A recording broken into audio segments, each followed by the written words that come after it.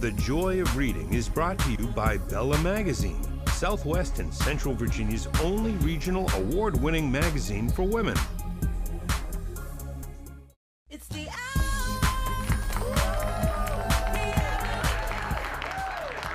Our next expert was such a hit on our single show earlier this season, we've brought him back. He's written the book, How to Find the Right One and Make It Last. As a professional matchmaker and romance expert, he's walked more than 150 couples down the aisle. Let's give it up for Charles Johnson. Charles, we loved you so much on our single show, as I mentioned. You had such great advice for all of us that we said, when we're talking about marriage and getting married, we need to bring you back. Because I think one of the things that's the biggest question on many people's mind when they're choosing a mate, how do you know if you found the right one? Very simple. I have a very simple formula for all the ladies and all the men. I like this. It's called DICE. And I want you to remember, it's a very simple word. You know, when you're out for a relationship, you're looking for someone who fits. But sometimes, you know, it's kind of like playing dice. You roll the dice and sometimes you win, but most of the time you just get crap. You know? Relationships are the same. You just get crap. So, but I want you to remember the word dice, and we're going to break it down. You're looking for somebody, man or woman, who's dependable. Dependable? Dependable. Now let's define dependable. Does he have a job? Do they clean house? You know, do they pick you up on time? Do they get ready on time? You know, little things that make up dependable. Do they do the little things and remember to continue to do those little things? Oh, that's right? good. Next, inspiring. Is he the person inspiring? inspiring? You know, he put the smile on your face in the beginning, but is he still putting a smile on your face? You know, you've been dating him 5, 10 dates. You know, ladies, you know, y'all, you got us down the aisle before day 2, you know. We do. We're like, okay, You see do. the one? But take a step back and say, is this person really inspiring me? And do I really inspire him? Now, am I bringing out his best? Is he making me want to bring my A game? You know?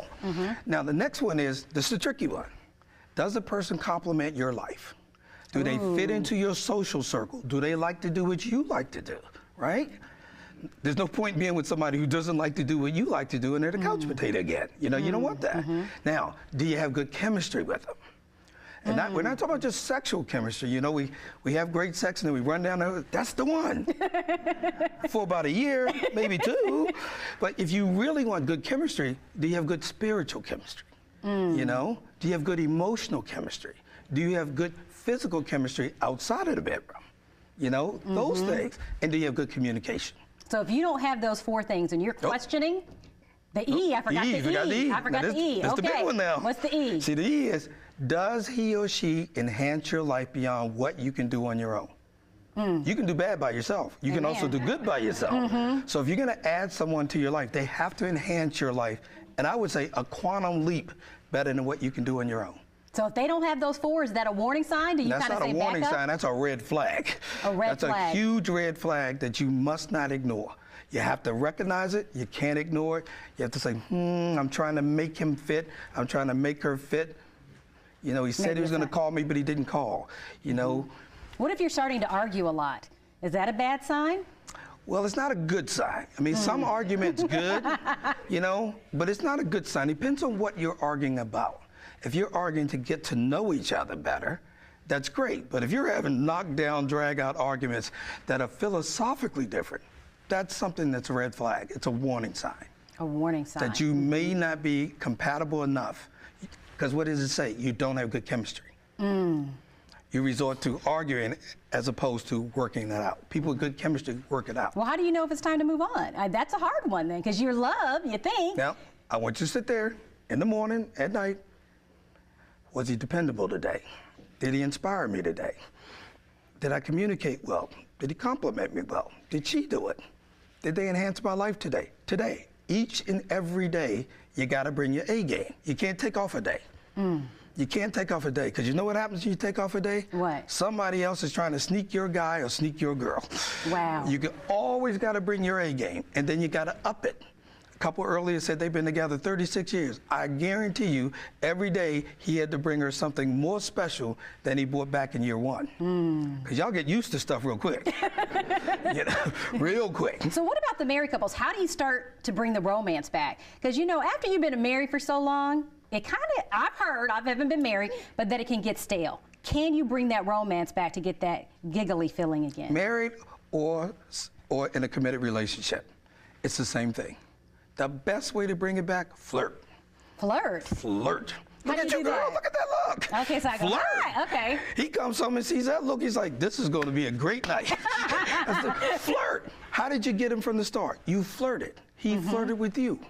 Men like women that flirt. Oh, yeah. So you can bring it back? Oh, of course you can. Look, if your man walked up to you and said, honey, let's dance, just walks in the kitchen while you're cooking and just grabs you and all of a sudden starts dancing to a song he knows you like and he's turned it on. Wow. Now wait till you get to work tomorrow. You can't wait to tell your best friend, hey, I was in my apron, or I was just sitting there getting stuff out of the stove. He said, grab me, and he started dancing with me. Little things that make you feel special. For him, go sit on his lap. Really? We're impressed. You know, put your arm around our neck, you know, kind of take your finger and rub down the neck a couple of times. That will start to get him thinking and get her thinking about what you used to do. You did all those things when you first met. Why wouldn't you continue to do those things? And do you think that's the biggest error, that we stop dating each other? You stop dating each other and you stop coming up with good dates. In my book, How to Find the Right One and Make It Last, I have scores of ideas of how to create the perfect date and the perfect environment, the ambiance. One lady said, he stopped cooking for me. Fellas, you really want to get a woman excited? Let her come home and you're in the kitchen. Put that apron on. Get your own apron and put it on and cook for her. It doesn't even have to be really good.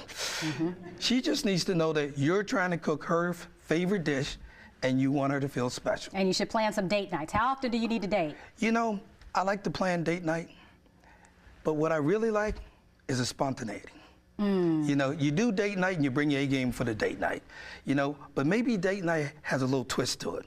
As he's expecting date night, you know, he's excited about it, but how about you show up for lunch at his job and take him out for lunch? But you call ahead to make sure that his people know that he might be late, you know, a little late coming back from work. And when he walks back in with that big, huge smile on his face, because you had a nice little fun in the car, you know? You used to do that. I mean, come on. Guys are little boys. They like excitement. They don't grow up. They get taller, they get grayer, we get fatter, but we still like those things that say, hey, I still think you're number one. So when you're married, realize the number one little kid in your house is the big, tall one.